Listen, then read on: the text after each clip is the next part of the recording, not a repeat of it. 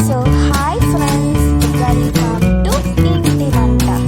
ఇవాల్టి రెసిపీ వచ్చేసి బాదాం పాలండి. బాదాం పాలు ఎవరికి ఇష్టం లేదు చెప్పండి? చిన్నవాళ్ళ నుంచి పెద్దవాళ్ళు ప్రతి ఒక్కరూ ఇష్టపడి తాగుతారండి.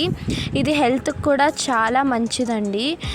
రోజు ఒక 4-5 బాదాం పప్పులు నానబెట్టి పిల్లలకి ఇస్తే బ్రెయిన్ చాలా షార్ప్గా ఉంటుంది. లేకపోతే ఇలా ఈ విధంగా బాదాం పాలని కూడా చేసి పెట్టండి.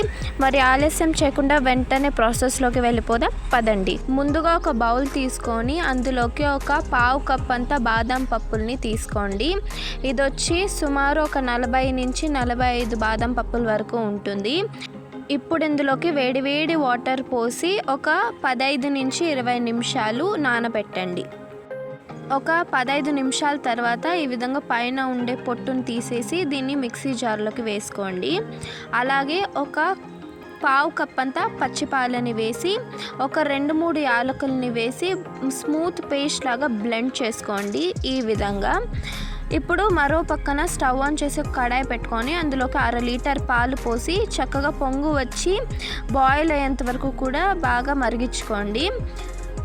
ఆ తర్వాత ఇందులోకి మనం రుబ్బి పెట్టుకున్న బాదం పేస్ట్ని వేసి బాగా మిక్స్ చేయండి, కింద మాడిపోకుండా ఉంటుంది. చూడండి, ఈ విధంగా బాగా మిక్స్ చేసుకున్న తర్వాత ఇందులోకి నేను కొంచెం కుంకుమ పువ్వుని వేస్తున్నాను. ఇది వచ్చి ఆప్షనల్ అండి. అలాగే మనం చాప్ చేసి పెట్టుకున్న బాదం పీసెస్ని కూడా వేసుకుంటున్నాను. 3 టేబుల్ స్పూన్ల వరకు షుగర్ని వేసుకొని బాగా మిక్స్ చేసి ఒక 2-3 నిమిషాలు బాగా కుక్ చేసుకోండి. చూడండి, కన్సిస్టెన్సీ అనేది ఈ విధంగా వచ్చాక అంతే అండి, స్టవ్ ఆఫ్ చేసేసుకొని సర్వ్ చేసేసుకోవచ్చు. దీన్ని మీరు కావాలంటే డైరెక్ట్గా తాగొచ్చు, లేకపోతే ఫ్రిడ్జ్లో పెట్టుకొని కూల్ చేసి కూడా తాగొచ్చు. కానీ టేస్ట్ మాత్రం చాలా బాగుంటుంది. ఎలా ఉందో ట్రై చేసి కామెంట్ సెక్షన్లో చెప్పండి. Thank you for watching. Please like